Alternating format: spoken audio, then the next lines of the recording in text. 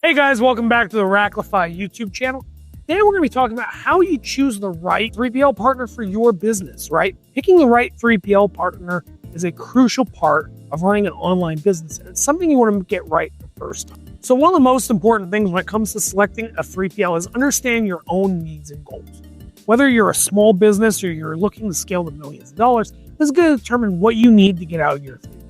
Right? The needs of somebody looking to scale a multi-million-dollar multinational company is going to be a lot different than somebody trying to make a little bit of extra cash on the weekend. So it's important to understand what you want to get out of your business and making sure that the 3PL you choose is able to help you achieve those goals. The next thing you want to think about is understanding your own product, right? Every product is different. Everything everybody sells is entirely different. You might be selling something as small as a phone case or something as large as a piece of furniture, right? Some things have special requirements. Maybe you need cold storage. Maybe you need lot tracking. Maybe something you sell is hazardous. So the type of products that you sell are going to directly influence the type of fulfillment services that you need in a 3PL, right? Not every 3PL can handle every type of product. So understanding your own products and your product needs is going to be crucial in choosing the right 3PL partner. Another thing to consider when you're thinking about choosing a 3PL is 3PL specializations and capabilities, right? This is something you want to think about while you're shopping for 3PLs, not something you want to think about later. You want to look at 3PLs that might specialize in an industry that you're in, maybe cosmetics, maybe apparel, right? There's specialized 3PLs that handle this stuff. There's also 3PLs that just do FBA prep. So you have a lot of choices with 3PLs and 3PL specialization. Another thing you want to look at is their capabilities, right? What can they do? What sort of amenities are at their facility? Because these are things that are going to allow you not just current moment to grow your business, but allow you to scale into the future, right? So if a 3PL has a service such as returns handling, maybe that's going to help you once you start to receive larger number of returns. And it might be a service you want to look into and prioritize, even though you're not currently using it at the moment. So understanding this is a huge part of choosing the right 3PL. Another thing when you're choosing the right 3PL for your e-commerce business is taking into account costs, right? Whenever you're going to hire somebody to do something, there's going to be a cost associated. And sometimes this cost can be a trade-off, right? So you might get back some of your time, might get back some of your energy, right, in exchange for paying somebody else to outsource your fulfillment. There's also a rare, but occasionally you can save money by using a 3PL. Because 3PLs utilize what's known as economies of scale. This means that 3PLs are buying lots of labels, they're buying lots of packaging materials, and they can possibly save you money over you purchasing these materials and labels yourself if you're a small seller who's not doing a whole lot of value. So, how do I know it's time to find a 3PL? Right? When do I need a 3PL? This is a question that a lot of e-commerce sellers ask. And it's one that there's not a lot of answers out. So one of the main reasons people use 3PLs is because they want to scale. They want to grow, right? And this is something you want to think about early on. What does my business look like at maturity? Am I going to have to grow? Am I going to scale? How long will I be able to do this at my current garage or business or warehouse? A 3PL can enable you to have instant scalability. And this is a large reason why people choose to utilize 3PLs, because they can instantly get access to more space and more labor as their business grows. Another reason people choose 3PLs is, as I said before, about cost savings, right? So if you're sending a lot of different packages, 3PLs might have better shipping rates than you can get on your own or cheaper packaging materials. 3PLs also might have multiple locations, which means you're shipping from multiple shipping nodes, which can further reduce the cost of fulfilling your products. So this cost savings can be a great reason to use a 3PL, and it can really help you scale your business at a reasonable cost. Another reason why people may choose to use a 3PL is for delivery time, right? Now we live in a world where everybody wants Amazon Prime. They want 2-day delivery, 3-day delivery, right? Gone are the days of just, it gets there when it gets there. You buy something on eBay, hope it shows up at the door too. Like I said before, 3PLs often have multiple nodes, and this means that the 3PLs are where your customers, right? So you may have reduced handling times if you're shipping from both coasts, 3 facilities, 5 facilities, multiple countries, right? This is going to cut down on their handling time. And this is something that consumers really, really value. Finally, the fourth reason why you would want a 3PL is to focus on other things that make your business even more money, right? So if you're currently doing everything at your business, you're the chief everything officer, right? You're doing the packing, you're doing the shipping, you're buying the product, you're running your e-commerce store, you're doing your advertising, you're doing your Facebook, you're doing all the functions of your business. Getting the large part of packing physical orders and dropping them off at the post office is going to free up a lot of time in your day. So a lot of times people will choose to outsource their logistics to a 3PL, focus on other core parts of their business that generate revenue. So one of the major reasons people go to a 3PL is to focus more time and energy on revenue generating activities and outsource the hard labor. So you decided that you want to go with a 3PL. How do you choose between a single facility or a multi-facility? Well, it's not as simple as bigger is always better. There are trade-offs with this, just like everything else in life. One of the main things that people look for when they go with a multi-facility 3PL is reach and transit time, right? And this is because of those multi-nodes that we've been talking. This can reduce costs and decrease transit times, which is a good thing. But on the trade-off, this now means that you are managing multiple facilities with different stock levels. You're going to be sending product to not just one 3PL, but multiple 3PLs. You're going to be monitoring the stock in not just one 3PL, but multiple 3PLs. And this can lead to more time involvement. This can lead to more labor. This can lead to overall more strain on your supply chain. Sometimes if you don't have the volume to support multi-facility, staying with a single facility can be a better option, even if you do have a reduction in transit time. This is something that you're going to have to balance. Along the same lines as transit times, we're also talking about costs. So if you're using a multi-facility 3PL, you're going to reduce the costs of actually shipping goods to your end consumers. But what you may incur that you haven't thought about is the cost to ship to multiple facilities across the country. You're going to have higher freight costs, higher drayage costs, right? Possibly more employees to manage those kind of shipments, check in with your warehouses. So you're adding complexity, which can add costs. When you work with a single facility, things are a lot more simple. But you're going to have the added costs of shipping from one singular node to longer, further distances. So this cost trade-off is one you need to consider, just like transit time. Another thing to consider when looking at single facility versus multi-facility is your plans for future growth. Not every company grows the same, and not every company has the same goals. As we've discussed earlier, your goal might be to have a real niche product, give your people the best customer experience possible. And you might be looking for a long-term partner that you know and that you can walk in the building, shake their hands, call the owner, get them on the phone. And for that reason, a single facility might be the right fit for your growth strategy. Meanwhile, if you're looking to, take over the world, expand to multiple continents, multiple countries, right? Sell on 45 different marketplaces, it might be a better fit for you to go to a multi-facility 3PL where you have that reach and you have that cost savings that we talked about. And this might be the best thing you can do to give yourself the opportunity to scale to where you need to go. But as I said, not every company grows the same, and some companies are going to value that personal touch and relationship by having a true partner in one warehouse over the scale and reach of multiple warehouses. The next thing when considering single facility versus multi-facility is any kind of special requests or exceptions. Let's say you're a boutique brand, right? Every one of your packages gets a handwritten note and you get some tissue paper that gets a hug and a kiss on the way out. It's more likely that a small 3PL can accommodate those kind of requests. Large 3PLs are built for scale. Multi-facility 3PLs are built to be fast and efficient.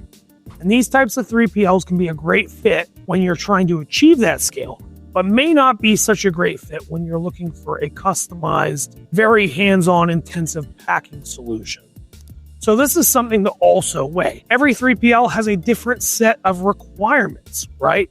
So maybe what you're doing may not fit with a multi-facility 3PL that's very focused on metrics and scalability. Finally, along the same lines as special requests and requirements, one thing you want to consider is the customer service. As I mentioned, if you're working with a small single facility 3PL, you're probably shaking hands with the owner, you're probably talking to the ops manager on the phone. You're going to have a lot more access, and customer service is more likely to be tailored to fit you. A larger 3PL, you'll probably have an account manager, you'll probably have a ticketing system, and all kinds of bells and whistles. Neither one is necessarily good or bad.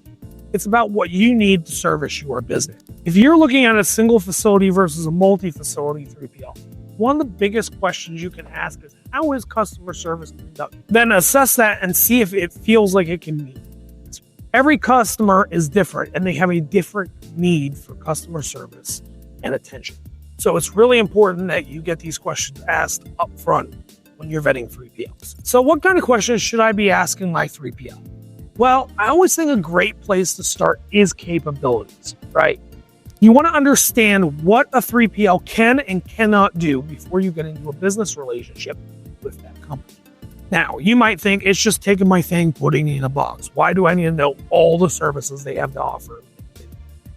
Well, often it's not that simple. As you grow and you scale, you may encounter the need for additional services, additional bells and whistles, and things that your fulfillment center is going to have to provide you with in order for you to grow.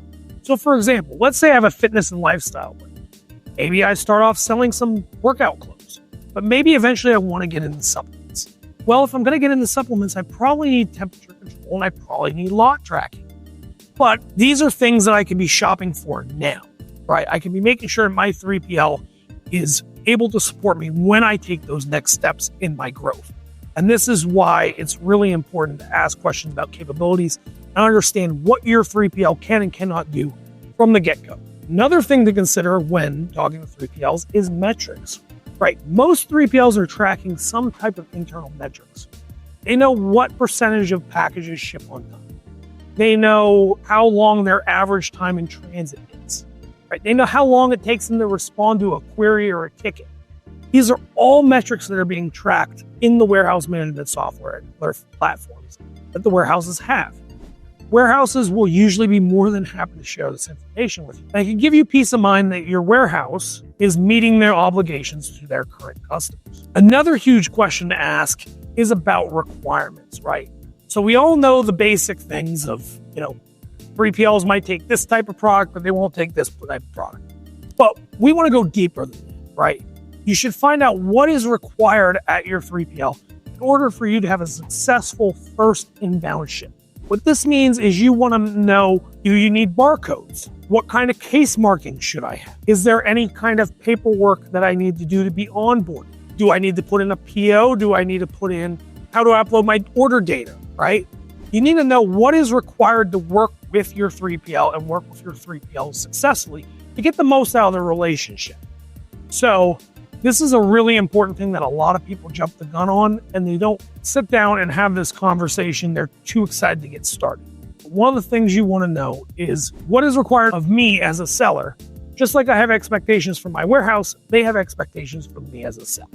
So this is something that you want to ask when you're sitting down, when you're having those initial discussions with 3PLs, understanding what their process looks like. Another question to ask 3PLs is what kind of technology and integrations do they have? Right. So when we're talking technology, we're not just talking about like robots and scales and scanners and all that nifty stuff.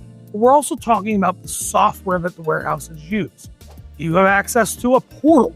Does the warehouse use a WMS? Right? Does that WMS integrate with the sales channels that I am currently using or the sales channels that I want to add in the future? These are all questions you should be asking. Is there an on-hand tech team? Right? If I need something custom, can they do it for me? These are the kind of questions you should be asking when it comes to technology. A lot of people, when they're shopping for 3PLs, are focused on the core service and they overlook the tech part. This is a really important part because when you're selling online, you're always dealing with technology. Finally, the biggest thing to ask 3PLs for is for references, right? If a 3PL is servicing a whole bunch of customers and they're doing a good job, there's definitely a customer you can talk to. You can get some insight into how working with the 3PL is going to be. If there is no references, that's okay. If there are no references, that can be a red flag, but it is okay. If they don't have any references for privacy reasons or you just don't want to give them up, another thing you can do is supplement that with Google and Yelp reviews. When looking at Google and Yelp reviews, one of the things you want to do, what you want to focus in is on topics that repeat. For example, if there's a positive or a negative thing that continually is mentioned throughout the reviews, that seems to be a reoccurring theme, this is something you may want to talk to the 3PL about. For example, if you see a bunch of reviews saying that my orders are always late, you may want to check into the late order problem and see if it has been resolved and what steps they're taking to resolve that. If you see that the 3PL has a bunch of people glowing about their account representatives and how great their customer service is, then it's probably a pretty good bet that this 3PL has great customer service and be a joy to work with. So I really recommend getting that reference if you can, but if you can't, go right away to those reviews. And that's going to give you a better insight into how the 3PL operates and not just what they're able to put together in a marketing document. So, what are the red flags to look out for when I'm looking for a 3PL partner? Well, the first red flag is a lack of transparency, right? So you're going to be sending thousands, potentially millions of dollars worth of goods to your 3PL provider. And because of this, you want to make sure you know who you are sending these goods to, right? What's the name of the company? How long have they been in business? Who is running the company, right? What's the address of the company? Is their whole website full of stock photos, right? Is this somebody you can trust to help you grow and operate your business? You're getting into a partnership with somebody. And it's really important that you make sure that they are transparent from the beginning to the end of the relationship. The next big red flag to look for is a lack of technology. If you are looking at a 3PL and they are not using modern day WMSs, they're not using barcode scanning technology, right? They're not automatically uploading your orders from your marketplaces. This can often be a red flag. And this can mean that the systems in place at that 3PL may not be up to par with what is needed in today's modern e-commerce world. I'm not saying that this is the end-all be-all, but you want to make sure that if it seems that the 3PL is not technologically in tune with what you are doing, that you catch that early on rather than once you've already sent your products there and begun the onboarding process. The third red flag to look for is a lack of organization and attention to detail. I highly recommend that you go visit a 3PL if you plan on doing business. This is going to tell you a whole lot. It's an active work environment. Sure, some things are going to be in disarray. But if you see a huge mess or you see an overarching theme of disorganization, this can be a red flag. If you see a lot of spelling errors in emails and documents that look kind of disorganized, remember, you're paying people to organize your things and keep track of where they are located, right? So a general sense of organization can be a green flag, and a sense of disorganization can be a red flag. So that's something to keep in mind when you're touring 3PLs, when you're on phone calls with 3PLs, when you're exchanging in emails and looking for that. Another big red flag can be a 3PL that says yes to everything, right? And at first this sounds great. Yes, they're so accommodating, they're so helpful. But this can also show a lack of procedures and a lack of operating standards, right? If they're going to bend their standards for you or their general operating procedure, it can be a red flag. Now, if they make a concession or two to help you out, that's one thing. You want to make sure that any concessions that they make to you are absolutely necessary and do not negatively impact their processes and procedures. So a 3PL that's saying yes to everything could be a red flag, or they could just be helpful. So a 3PL that says yes to everything could be a red flag. And this is because making too many concessions can compromise operating procedures. And this can be a bad thing as it can lead to errors and problems. A 3PL that tries to be helpful and can make a concession or two to help out your business is not a red flag. However, if it seems like they are bending over backwards, either A, they really just want your business, or two, they're compromising their operating integrity. So this is something to look out for. If you feel like you're being told yes when you should be being told no, it's probably a red flag. The final red flag I want to talk about is rates that are too good to be true. So a lot of fulfillment centers like to put their best rates, right, their lowest rates, starting at, in their marketing. And this can sometimes be a little misleading. But what's really important is that you are an informed consumer. What you want to do is you want to get their rate card and you want to fully read that thing and understand that thing inside and out. It is on you to ask questions and ask for examples in order to fully understand the information presented to you. What I highly recommend is that you read that card, and anything that you may not understand, you should ask for a few examples. Put together some orders that look like typical orders that you may process as a business and send them out there to see what this would actually cost in a setting where it is being built. This can be a really, really helpful exercise in order to understand how a 3PL bills. Something a lot of people don't understand is that some 3PLs bill completely different than other 3PLs. Some 3PLs bill storage monthly, some 3PLs bill storage weekly, some 3PLs bill storage daily. Some 3PLs will bill a pick and pack fee. Another 3PL will bill a pick fee and a pack fee. Another 3PL will bill a pick fee, a pack fee, and a label fee, right? So you want to make sure that you fully understand any and all rates before you sign on that dotted line. These are some of the bigger red flags you need to watch out for when looking for a 3PL partner. So the next thing we're going to talk about is in-house fulfillment versus using a 3PL. Is it a good decision to make that switch? Well, one of the things you want to consider is how you value your costs versus time, right?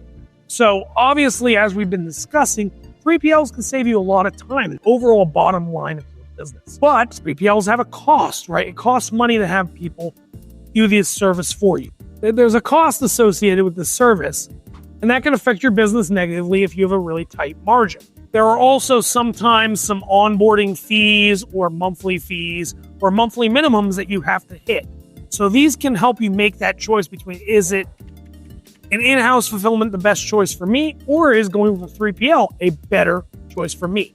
So here's the biggest question to ask yourself when deciding between in-house fulfillment and using a 3PL. And that is, how much control do you want to have, right?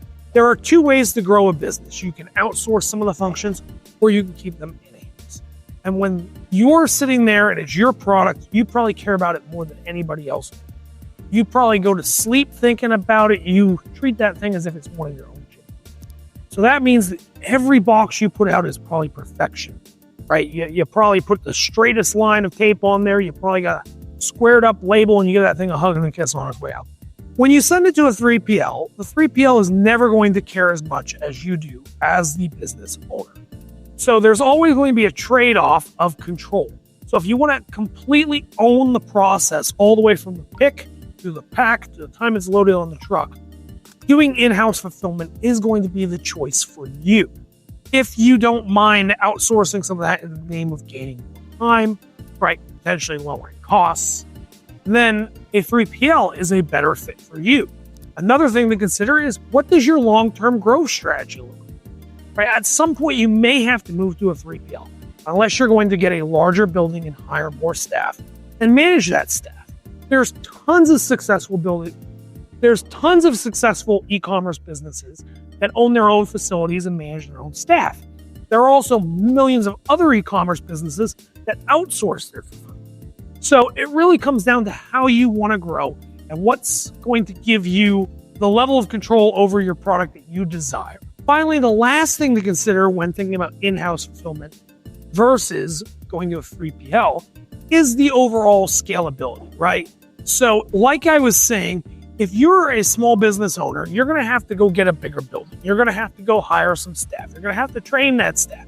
You're going to have to go negotiate with the carriers for rates. You're going to eventually have to buy a second building, increase your reach, right? And if you go international, you're going to need buildings in multiple countries, right? So there's a huge lift with scalability if you choose to keep fulfillment in-house. If you decide to outsource your fulfillment, scalability is almost instant, right? The 3PL has almost unlimited space. They're going to hire more workers when they need it. And they're probably going to have a bunch of buildings, and they'll probably be looking into buying even more buildings, right? So getting this 3PL can fix that scalability issue, but keeping things in-house can give you that degree of control and just changes the way that you grow and changes the way that you scale. So this is something to really think about when you're making this decision. So now I want to talk about the future of third-party logistics. What are some trends to consider when you're choosing a 3PL? I think the first one I want to talk about is customer expectations. So customer expectations are changing, right? We live in a whole new world than what it was 10 years ago. Now everybody is expecting quick, fast, free shipping, right? Gone are the days of slow snail mail. Everybody wants it now and they want it for free. So this is something to consider when you're looking at your 3PL, is how good are the shipping rates? Can I afford to offer free shipping? How quickly do the products get there? What's the coverage map look? So this is one of those emerging trends that it's here and now, guys. Another trend that's really gained a lot of steam in the last 5 or 6 years is the sustainability movement. So I see tons of reviews on websites where people are complaining about someone using too large of a box because of the environmental impact. Customers now are not just demanding that you use a recycled product, but they're now looking at things like box size. They're now looking at things like biodegradable materials. So this new push for sustainability is something you want to look into when you're looking at 3PLs. Do they have a variety of box sizes, or are they shipping a lot of air? Are they using recycled goods when they possibly can? Do they have a recycling program? What are they doing to offset their carbon footprint? All these things might not matter to you, but they matter to your customers. And this is an emerging trend that we really need to keep an eye on in the industry. Another trend to consider is the emergence of new softwares and platforms. Every year, multiple new warehousing platforms come out. Different shipping softwares, different label softwares, different WMSs, and it's an ever-changing landscape. But the thing I really want to focus on are the new platforms, right? Every year, it seems like there's a new hot store that comes out that's sweeping the nation. This year, it's TikTok Shop. And if you would have asked me 3-4 years ago, I would have said, get on eBay. Get on eBay and start selling now on eBay. That needs to be the third store you add. But now, with the world switching to more of a social media-driven marketplace, these new emerging channels could be a large part of your business, especially if you're an early adopter.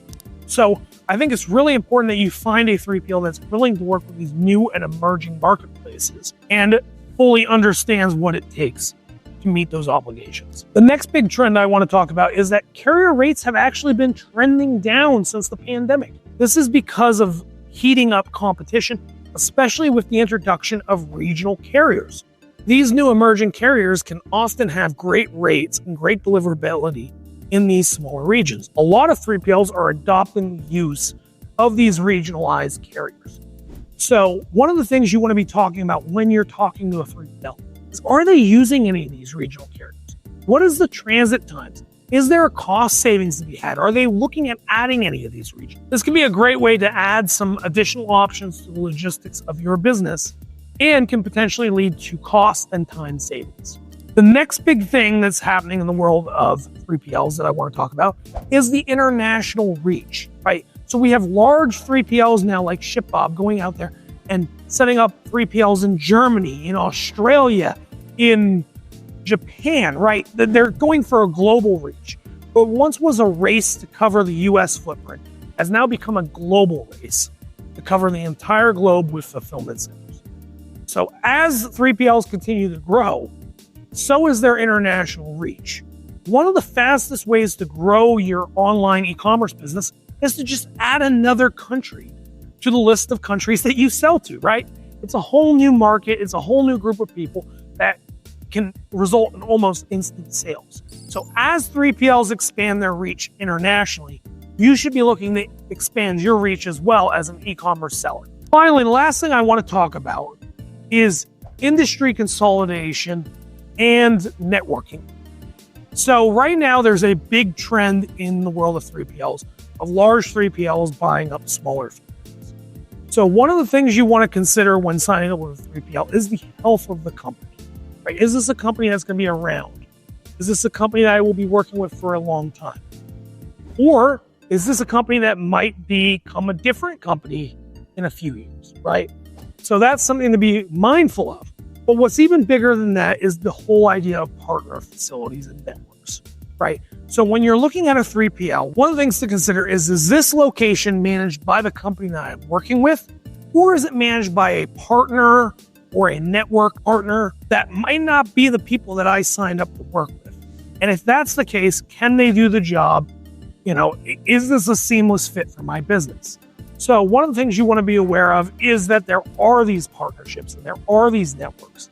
And although they're a good thing because they allow 3PLs to compete with each other and in the larger space, you want to make sure that you're not sacrificing quality. These are some of the biggest changes I've seen in the last couple of years in the 3PL space.